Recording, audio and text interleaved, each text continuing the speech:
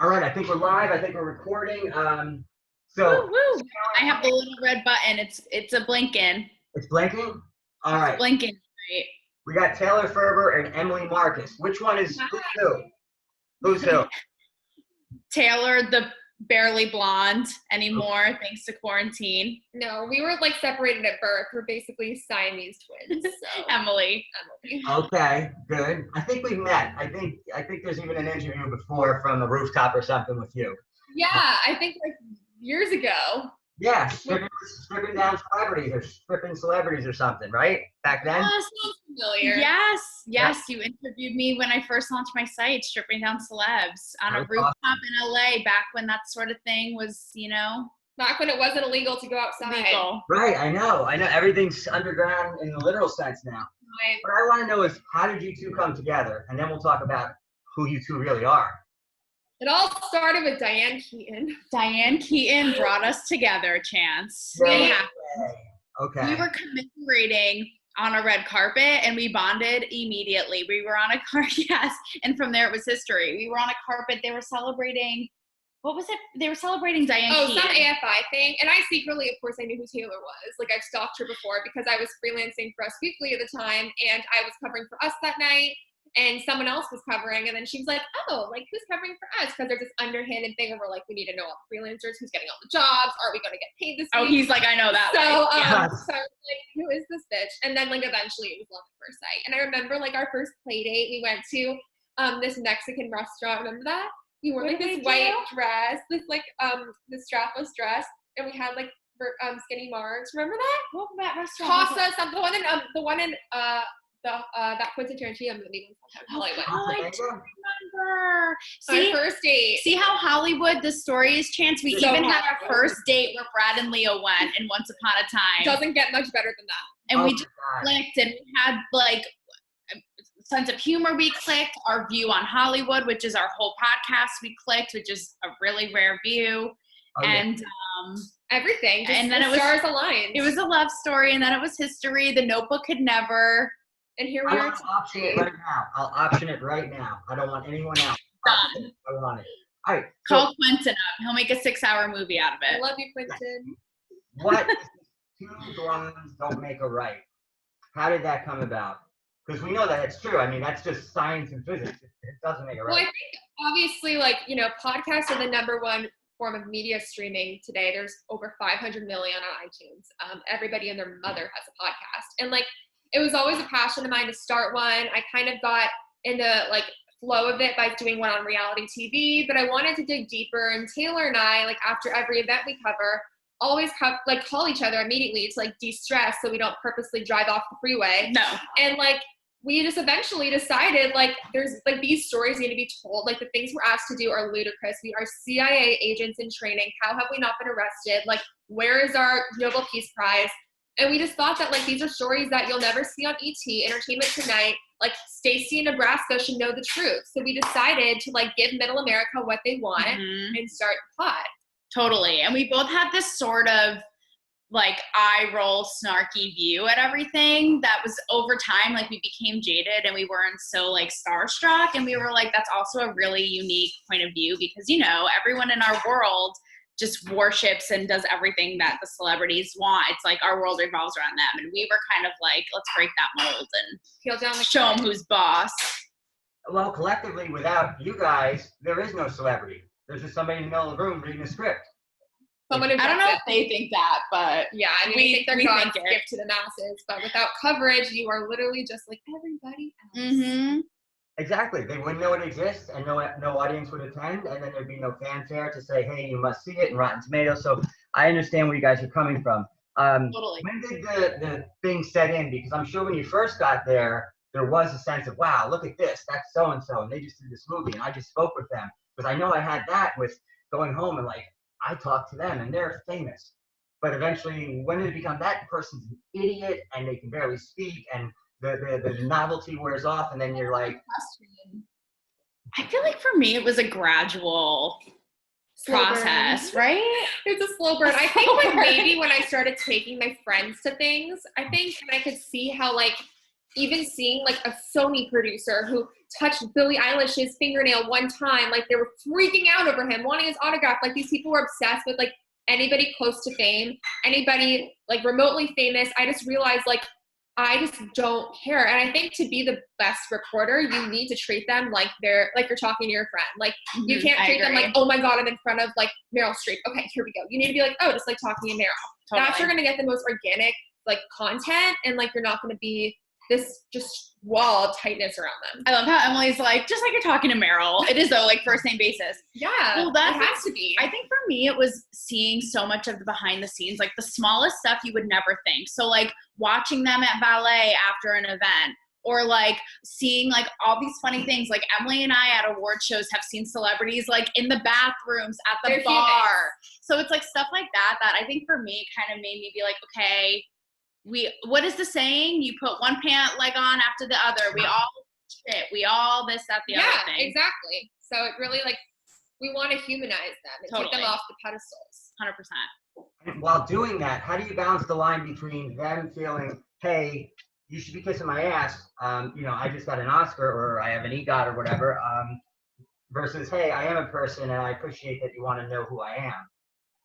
I don't kiss their ass. I occasionally do. It's so hard not to. That's a thing. I strategize everything differently with reality stars. I give it back to them like that. And if there's an A-lister who I'm familiar with, who I've interviewed a few times, I'm more comfortable. But if there's someone like, for example, like if you're shredded up in the moment and like you see J-Lo's coming down the carpet, she's not even going to stop. Like her rep maybe says one question for like this person, but you're going to jump in. You're going to literally get in there, be as polite and nice as possible, and you're going to get your question answered. Yeah. So it really just depends. I think it's all really circumstantial, how you play it. And also I was full-time, so maybe it's different because like freelance, you kind of have like, you can do your own thing. With full-time, you're really committed to doing things in a very certain way, and like they're way more on top of you. So while I was full-time for a year, I was definitely the most ass-kissy I've ever been. And that's the thing. It's such a default. And I'm sure, Chance, you've seen this too on the carpet. And I see it and I used to do it so much. And it's so weird. It's almost like a default, like a reflex. You're like, oh my gosh, hi, so-and-so, you look so pretty. Oh my gosh, your dress is so gorgeous. Oh, yeah.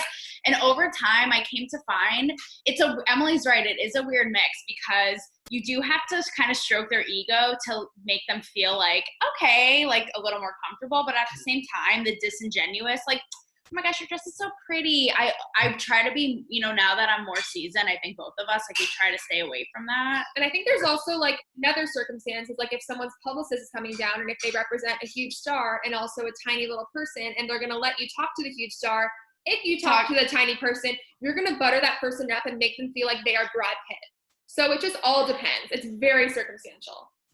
Yeah, when they had the leverage and they go, oh, this one's doing a student film. Can you talk to them? You're like, exactly. Oh my God, you're in document. That's so freaking cool. Like whatever. So make them think they're God's gift to the world if you have to. Even the you were in a document, a student film. Oh my God, what was it like? Right. An iPhone. Right. So exactly. What is it that you guys are talking about on the podcast? Because you're sharing stuff that whatever Susie, housewife or something you said in Minnesota isn't here. No, Susie has to know. I think it's more like, what aren't we hitting? Because the thing with us is we're risking so much because we are really like airing it all out, whether it be, a bad interaction with a celebrity or a point of view that isn't so in line with like liberal Hollywood elitists, that kind of thing. Like we really go against the grain and just go there in every way. And we also like decide our coverage obviously around the media landscape. So recently been running a lot of elements of how COVID is affecting the press, affecting celebrities, like how it's going to change Hollywood in the future. So we obviously, we stick to relevant themes, but we also sprinkle in some stories that definitely, people want to hear that aren't ever told. Definitely. Okay. Well, there's one story I haven't heard. I don't know if I'm going to get to hear it. Chrissy Teigen has an attitude problem or something. What was that about? I thought this was going to be the Kristen Bell one. It could have gone either way. I want both. I have a list of everything. So I'm just clicking, you pick the one that goes first. Go for it. Well, the Chrissy Teigen thing happened when I was full-time working in Manhattan at VH1. And it's so funny because it happened like a few years ago, but it still kind of feeds into like the themes of what's going on now with celebrity culture and how celebrities call the shots. But to make a long story short, I wrote an opinion piece for VH1 about how I thought Chrissy Teigen was being a bully on social media. And she didn't like it, so she tweeted at me personally and at VH1. And although I got the piece approved through an editor, and you know, it was vetted through the process, I became the scapegoat. She like broke the fourth wall too. Like they hardly ever do that. Yeah, and I've never heard from HR in my life, and HR got involved because Chrissy Teigen was all upset, basically. And what's funny about this story is that it was actually technically an employee versus employee issue, because I was a writer at VH1 and she was a host on Lip Sync Battle, which is Spike, and they're both owned by Viacom. And I took issue with the fact that although I worked for the company longer, they chose to side with the famous one. So out of principle, I quit the job. And I'm still blocked by Chrissy Teigen on Twitter, and that's my badge of armor from from that story. That's awesome. Yeah, you're judged by the size of your enemies, not your friends. I mean, that's a line from The Godfather. Totally. And even back then I said, I just don't like that just because somebody's famous for giving them more say and you know, and so when we talk about that still, you know, in cut to 2020, it's the same issue with celebrities calling the shots and running the shows. And I just think it's bullshit. Well, you said she was a bully, and what you do, turned around and came in and bullied everybody. Bullied the network, bullied you, bullied everyone. Actually, isn't that funny? I never thought of it that way, but actually, actually, that's so true. Circle. Chrissy, behave yourself. All right, let's hear about the Miss Bell, K. Bell. Trigger. Emily? That's like my trigger word. I know she's like, gotta leave the room. No, literally. No, literally. Close your ears. Back to like when I was, you know, I was full time, very much trying to like impress my bosses. I was really good full time. I'll scratch my own back, but like I was really a hard worker. I still am, but like when I was full time, like I was committed to it. I balanced that with like school full time at the same time. So I was at the Golden Globes, and we were told, like, when you see a celebrity, stop them, ask them a few questions, like they're getting ready routine, whatever. This was literally the day after like news broke that Dax Shepard may have cheated on Kristen Bell with like Julie Andrews' granddaughter, like some totally random story that was making headlines, that they hooked up at a glamour party when he was dating Kristen Bell a while ago. Huge topic. Yeah. Obviously do really well for us. So I saw Kristen Bell walking in, and I told my editor, like my top guy, there's Kristen, I'm gonna go ask her about Dax. And he's like, yeah, go for it. So obviously I didn't go, hey Kristen, blah, blah, blah. I was like, oh my God, you look so pretty, like, you know, easing into it, like, what's your getting ready routine? What's the last thing you ate? Like, how do you feel? And I want to interject and just say that Emily and I have interviewed Kristen and Dax a million times, and they're the most open. Yeah. Like, they will literally tell you like about their sex swing and they're very everything. open. Yeah. So, and then I asked her, like, oh, just one more thing. Like, you know, you and Dax is here with you tonight. You guys are having so much fun. Like, how do you deal with like the rumors in the press and keep your relationship strong? And she gave me a great answer. Her publicist was like, you know, eyeing me down, trying to shy her away, whatever. I sent the audio in. It was up, the first story exclusive up. And I told my editor, who was standing right near me, I just spoke to Kristen. She answered it. He's like, great. Next morning, Your car blows up. yeah, well, it's up, doing well, of course. He gets a long email from her publicist, who also represents a lot of other big names like Scarlett Johansson, bunch of others, Miranda Lambert. And he says that that we were like basically this whole thesis paper about how like I was so disrespectful to Kristen and how dare we bring that up at a night she was nominated, blah, blah, blah. And the editor forwarded to me, and he's like, hey, just want to make you aware, can you write back like in your own words, like what happened? I was like, yeah, sure, of course. Sent it back. Never heard about it again. I'm still one of Taylor and I, for sure, are the most consistent freelancers. Never heard from it again. I am like always working. He's very happy with my work. We have a great relationship, because that's what happens when you're like, when they have your back and they trust you. Like, that's an example of VH1 being like, bye, and like not standing up for you. Totally. But a lot of times if your outlet, you know, is strong enough, they'll stand up to you. And like this guy was like, you're never going to talk to Kristen again, never talk to Dax again. And I think that's actually stood true. And like, they're really rude when we ask questions about Miranda. But yeah, I mean, my editor literally over a year later, it's never been brought up. And I have to say, That's Yes. Go Us Weekly. I'll keep my subscription then. Very good. and I have to say, Chance, it goes to show how, and I'm sure you've experienced this too with all of your time in this business, it goes to show how people their egos get so hurt and they hold a grudge in this business. Like Emily said, she's like, I think that this is held true, and it absolutely has. I've been on carpets for Us Weekly since that happened, and Kristen's reps with Us Weekly after all. And meanwhile, Kristen, and she actually has. There are interviews she's done for Veronica Mars. There are always exceptions, but like publicists love to, you know, rub it in a little bit more that like they have 100%.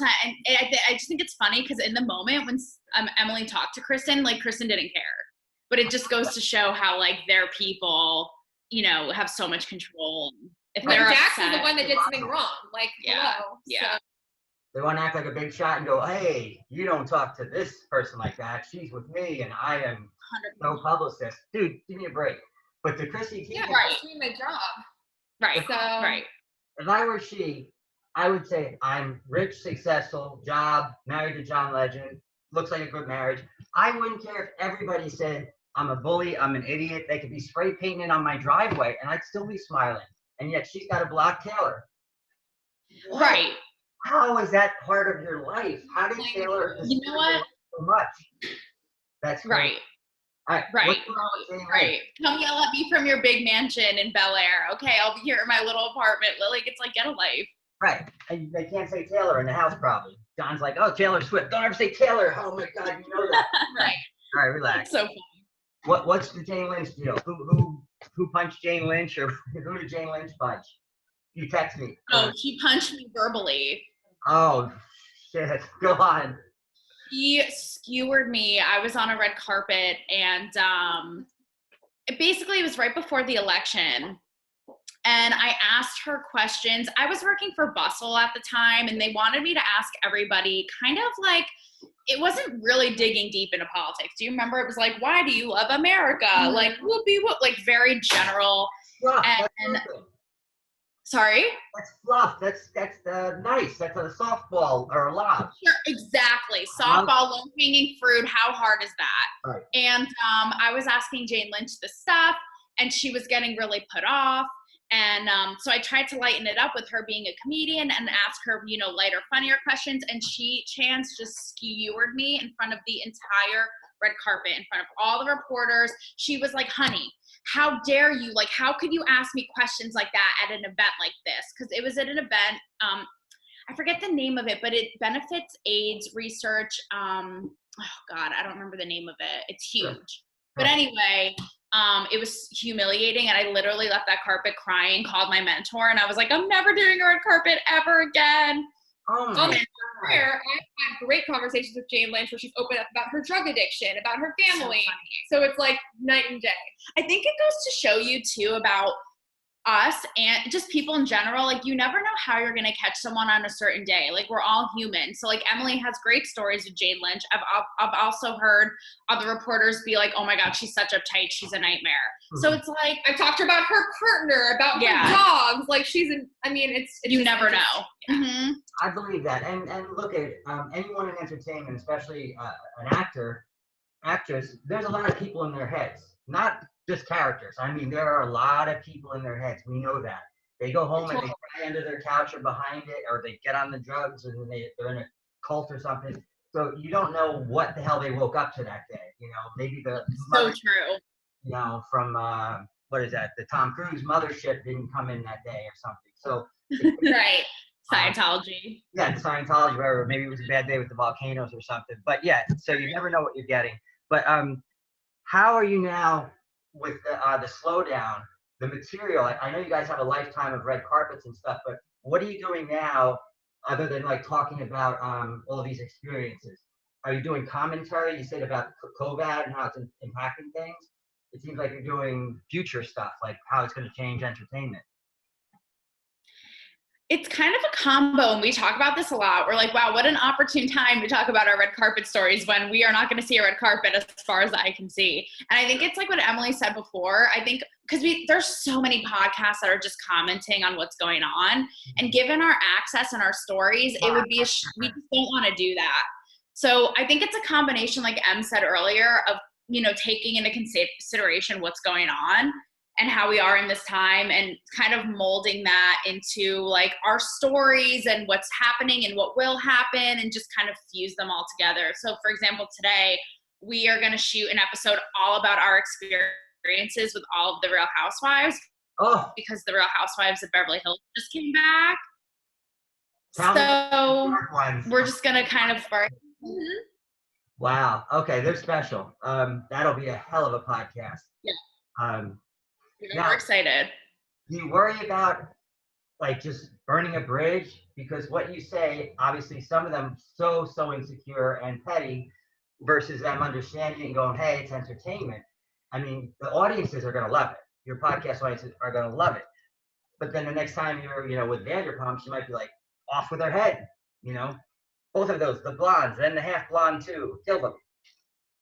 What do you think, yeah? For me, I think like as I've gotten more into like this career and like in Hollywood, I just care less and less. Like actually after I quit full time, I like started doing PR a lot, and that's like my full-time thing now. Not like celebrity PR, like lifestyle and wellness for like entrepreneurs, like people who you'll never see on the red carpet. She's crushing it. But like I think that like in Us Weekly, I still love doing carpets. I do like 3 or 4 weeks like usual normally when it's But I think I realized that like there's a lot more that I want to explore in the industry, and like if something happened with that, like I wouldn't be so upset, and like this is worth it to me to like share these stories, and like even if it's the last thing I do like actually in the industry, like at least I'll like I'll be sharing some like really great things and like have something to look back on, like a something tangible about all my time doing that. And like I'm pursuing something really different now than I thought I would be doing. Quite honestly, being full-time completely burned me out and like made me not like a lot of parts of the industry. So yeah, I am really focused on that. I know it's still different for Taylor. She's like shooting the moon with Howard Stern. But for me, I think I'm going in a little bit of a different direction. Yeah, I was going to ask what you guys are looking for from this. Obviously, this is an enjoyment thing and a release. But this one right here, I don't know what's going on. Well, to answer both like your last question and this question, something I love about the podcast is that it's so different in that it's not gossipy. We always say like, if you want Perez Hilton, if you want TMZ, if you want like I hate the word gossip. Like this is not gossip, and it's not derogatory, and it's not, you know what I mean? It's more like you asked if we're worried, and I do think about that, but at the same time, it's not like we're not saying anything that's not the truth. We're just telling our stories and calling it as it is. And you know what? If these celebrities or these people are going to be like embarrassed by it, well, they're the ones who did it. And you know what I mean? So it's almost like we're not saying anything that's not true. We're not saying anyone to like actively try and like be malicious or take someone down. I think we're just trying to peel back the curtain to show fans who are so invested, like this side of it, because it's honest and it's real, and it's not like everything is peachy keen in Tinseltown. So we're just keeping it real. And so I think that's what makes me feel so confident about it, both like now and like you said, moving forward for it, opening up, future possibilities, is that like, I don't know, if they want to get up in arms, and that's for them to do. I think the biggest thing is the success factor, given what you do and how people respond to it. Once you get big enough, they have to accept it, because it's kind of like with Howard Stern, he's made fun of countless people, and then they come to the show because he was Howard Stern with the show. So you create this thing and enough people like it, they'll come on and smile, no matter what. Exactly. Yeah. I mean, I'm hoping, because I actually, contrary to Em, I actually admire a path like Howard Stern's, and I would love to one day have a platform where people are like, these girls are no bullshit, and I actually like want to go talk to them because of that. So like, let's get our hands dirty and let's do it, and there are going to be celebrities who obviously are so protected and scared and don't want to do that. So then, don't come on here. But ultimately, like that would be awesome. I think they would be attracted to it, at least a lot of them, that, hey, wait a minute, this is not a fluff piece. This is not my 12 pre-approved questions that get asked every time or a press junket. It's like, we're going to go get down, you know, we're going to talk. Totally. Ice-T one time said to me, he goes, you know, that a TMZ asking me if I got an effing stripper pole in my house. It's like, F them, I don't want to talk to them, you know? And that's the kind of thing, you know, bullshit questions, not research, or just the same monotonous ones. After a while, I'd lose my mind if I had that, you know, 400 times in a week for a new movie. You know what? That's the thing. It's like you can't. We're really trying to break that mold too, because I feel like you can't win. Like either it's those same 12 questions. What drew you to this project? What did you love about working with Quentin? Blah, blah, blah. So that's mind numbing for us, mind numbing for them. But then on the flip side, when you do get deeper, they get up in arms. So it's like, okay, it's a lose-lose. What do you guys want? Right. Like, you know what I mean? So eventually something's going to have to break. Either they're going to have to get a grip and want to go there, or reporters are going to have to all around just get ballsier to make it the new norm, you know? Mm-hmm. That's so true. I think you're both right. I love you saying mind numbing, because I say that as well. I've been saying mind numbing forever regarding the questions. I think even the ones that don't want to do it or won't do it, and not don't want it, the ones that won't do it, they do want to do it. I think it's just too unfamiliar territory, and it's too freestyle that they get in the ring with you two. It's like, shit, they're like two bulls. I don't know what they're going to ask or what they're going to say. And definitely skeletons in the closet, but it's not like you're talking about their sex life or something, or the degenerate things they do. You're talking about movies. You're talking about maybe a DWI or something, you know? It's who you are. It's in the news. They really have to accept it. I think they have to embrace it, because I think it's changing. Yeah. And especially when people out like you guys are out there get popular.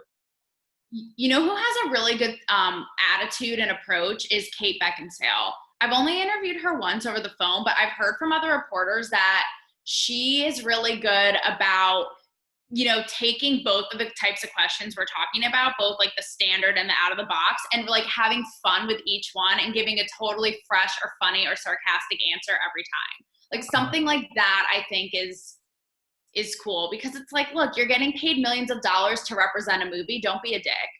Right.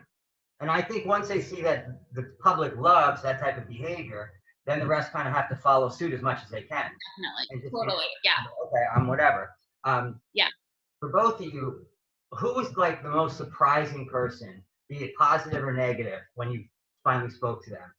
Maybe he was so smart, or he was just a dumb or a jerk. So I actually, we were going to talk about this on Housewives today, and I actually saw a picture of you interviewing him on your Facebook just now.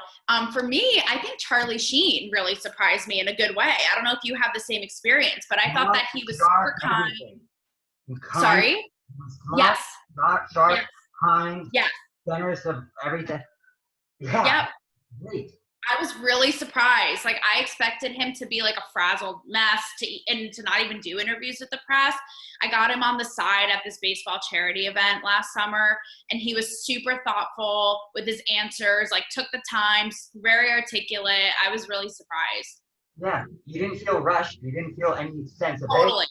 That's what you say. Yeah. I've already seen and some crazy stuff in my life. No, I really like that. I really did like Charlie Sheen a lot. I'd like to interview him again. I'd like to hang out with him. But like with Charlie, I remember when I interviewed him, at the time he kept talking about Tiger's Blood and Tiger's Blood. And I said, when are you going to make an energy drink called Tiger's Blood? And he lit up because he's like, we're having dialogue about that right now. And I'm like, dude, I'll drink that stuff. That's funny. And he got like relaxed. But he was pretty cool to begin with. I did like him a lot. That's Okay, cool. so Charlie Sheen was refreshing. How about Toohey? Who was negative? That was Jane Lynch, right? Jennifer Gardner, actually. You. I think on Instagram, she's like the girl next door, the mom who's baking cupcakes, the one who wants to help every child in the world. And then when you get on the carpet and you ask her, oh my God, your kid wrote you the sweetest Mother's Day card. What did you guys do? Her publicist goes, that's enough. And she's like, why would you ask me that? And just walks away. She said, why would you ask me She has that? something snarky. She's like, like what? So it's like, she looked so confused. And it was literally at a baby to baby event that focuses on like parents getting. So it was just like, that was a surprising one, I think, because it's very against her social brand, which you see all the time. You know, I have a similar experience actually when she was promoting her show Camping on HBO that Lena Dunham made. I actually asked her a Me Too question, and I was really upset because I was covering it for Vulture, and they were doing a roundup where they wanted us to ask celebrities, female celebrities, if since Me Too things have, you know, the environment has shifted behind the scenes And I thought that was, you know, a lot of the times I like roll my eyes at the questions outlets I work for want, and that I was like, that's a legitimate, you know, that's an important question.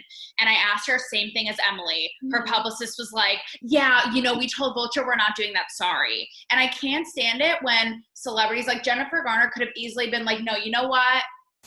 I got this. Like, you know, you're your own person too. And she, same thing as Emily. She just kind of like scurried away and looked at me like I was crazy, and I was so annoyed. Right. They can easily say, I'll take the question, no problem. You kind of work for me, so it's okay. Especially, well, exactly. And especially something like talking about, you know, Me Too, making opportunities for women, or like your own children, which you're always posting about at a baby to baby event. It's like, come on, guys, we're not carrying cancer.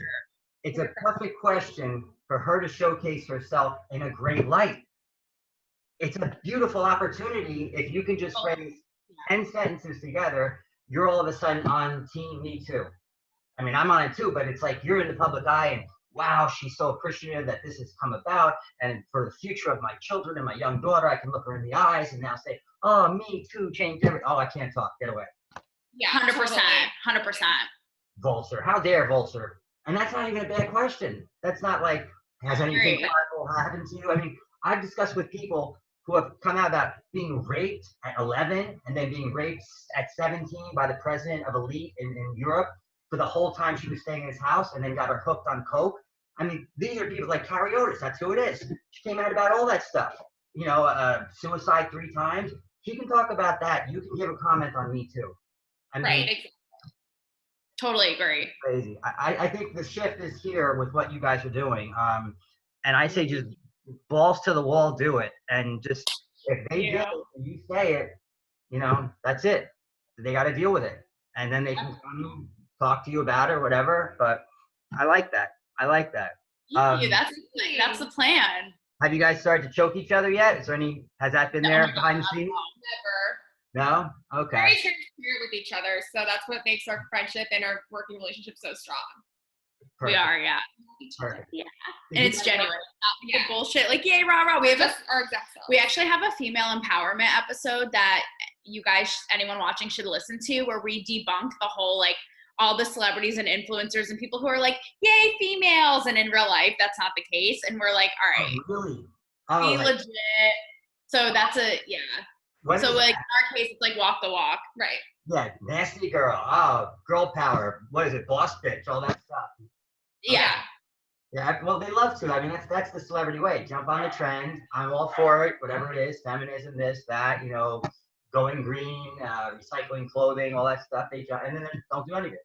Carbon footprint, whatever. And Emily's right. We're super transparent, and I think that we both recognize that we're like, not to toot our own horns, but that we're smart, you know, thinking women, and like we'll say like, I don't know if I like that, I don't know if I like this, or like we'll run things by each other. How do you feel about this? And we'll be like, no, yeah, you know what I mean, and it makes it like. And we usually always have the same opinion. No, it's true. We just are nervous with the other things, so we don't want to say it first. I think it's perfect that we have each other, because individually it would be great, but when it becomes the synergy of 2 friends who have the same thing of, I experienced this, you experienced that, and let's talk about it. It makes, you know, like Howard's amazing, Howard Stern, but he needed Robin. Without Robin, there was no Howard Stern, and he says, absolutely. With you guys together, this is gonna be some good stuff. How do you? Oh, thanks. It's everywhere, but it's 2 blondes don't make a right, and we're all the same. I know Spotify because I went looking on it. Where else? You can stream Apple, Stitcher, like everywhere. Yep, we're on Instagram, 2 Blondes Podcast, and we'll put Twitter, Facebook. I gave a review. I know that. Oh, yeah. Awesome. Yep. Awesome. That is great. So the next thing is that Tea Talk? I think that said like 2 days you were doing Tea Talk or something. No? Yes, it's coming out. Was it today or tomorrow? Sipping the tea? Yeah, Thursday. Yeah, Sipping the Tea. Okay, that was it. And what was on that one? What did you guys discuss on that? Yep, more of this, talking about, you know, what, you know, our show and how it's totally unlike anything out there, and some of our stories, and just really like going, like you said, balls to the wall in this bitch. Awesome. Well, I have to get it because I've never I've never seen a pod or listened to a pod. See, I'm saying watch, so I really don't. I gotta get it though now because of you guys. So I'm gonna find the Spotify thing or sign up for it and do it because I want to Thank hear it. you. Thank you. Let us know what you think. What's that? Oh, I will let you know. I'll be honest. Then you'll block Good. me. You'll Chrissy Teigen me. But if you guys could just He's say a your name. Yorker. He'll be honest. But no, I'm on your side. I want everything to work. Just say your names, and it's Two Blondes Don't Make a Right, and you're watching ChanceTV, and I'll be really happy. Woohoo! Go ahead. I'm Emily. I am Taylor. This is Two Blondes Don't Make a Right. And you guys are watching Chance TV. Great. Guys, go check out Two Blondes Don't Make a Right. It is everywhere. If you know how to hit the button on Google, you can find them. There's no excuses. We're out. I'll be in touch with you, beautiful girls. Keep that shit real, okay? Oh, hell Thanks yeah. for having us. Chance, we love you. Love you back. I don't think you guys could do any other way. It's who you are. You know? That's the thing. That's what you get. All right, we're out. I'm hitting the buttons. Have a great night. Wash your hands. Bye.